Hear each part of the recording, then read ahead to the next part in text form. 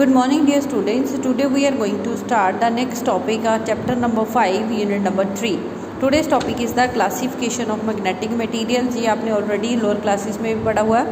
वो magnetic materials कितने classes में हम डिवाइड कर सकते हैं, that is the 3: diamagnetic, paramagnetic and ferromagnetic. Diamagnetic substance क्या होते हैं? When these are placed in the magnetic field, जब इनको मैग्नेटिक फील्ड में प्लेस करते हैं तो इनकी मैग्नेटाइजेशन फीबल होती है, but in the direction opposite to the direction of the applied magnetic field. और हम ऐसे बोल सकते हैं, if the diamagnetic substance is placed inside the magnetic field, तो ये क्या होगा, इसको रिपल्शन मिलेगी, बट रिपल्शन क्या होगी, वो बहुत कम होगी, स्मॉल रिपल्शन मिलेगी in the opposite direction to the applied magnetic field. Paramagnetic substances कौन से होते हैं? दीज आर द दो सब्सटेंसेस, जब इनको मैग्नेटिक फील्ड में रखते हैं तो इनकी मैग्नेटाइजेशन क्या होती है, in the direction of applied magnetic field, means they get attracted towards the magnet. Ferromagnetic वो मटेरियल्स होते हैं जब इनको हम मैग्नेटिक फील्ड में प्लेस करते हैं, ये स्ट्रांगली मैग्नेटाइज होते हैं इन the direction of the applied magnetic field और द मैग्नेटाइजिंग फील्ड, और इनकी अट्रैक्शन क्या होगी, आपके पास स्ट्रांग होगी। Next one is the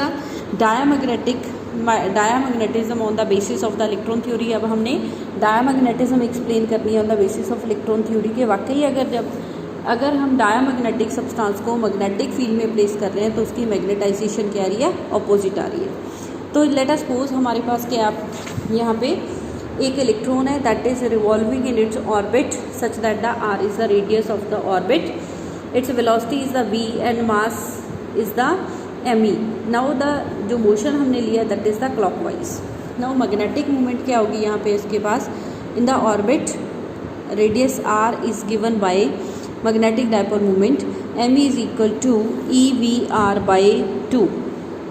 magnetic dipole movement क्या होगी इसके पास, EVR/2। E यहाँ पे क्या होती है, charge on the electron, v is the velocity, r is the radius and 2 is any number.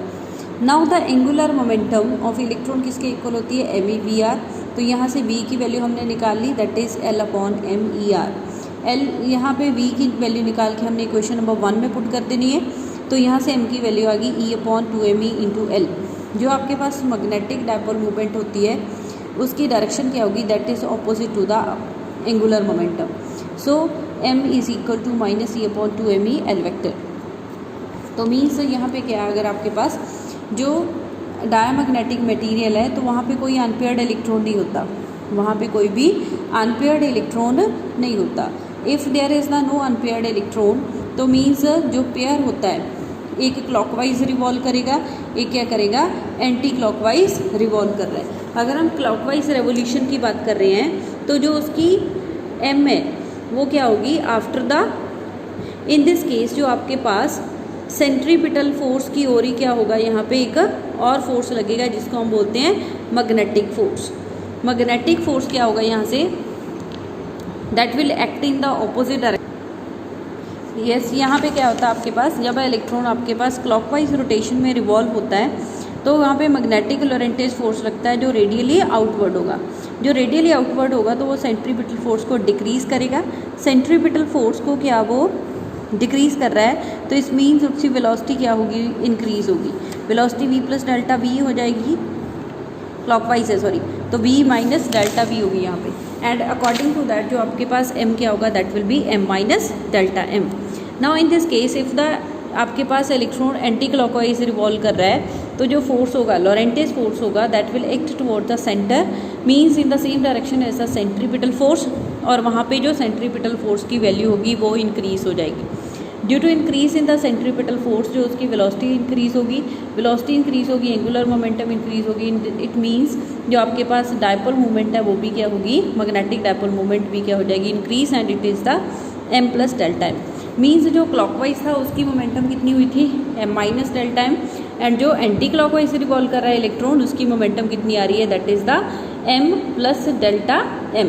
तो means there is the change in the momentum. अगर हम नेट चेंज निकालेंगे तो फाइनल माइनस इनिशियल होगी m plus delta m minus of m minus delta m। जो minus minus है वो plus हो जाएगा, यहाँ से m के साथ कैंसिल होगा, और जो net change in the dipole movement है that is the 2 delta m।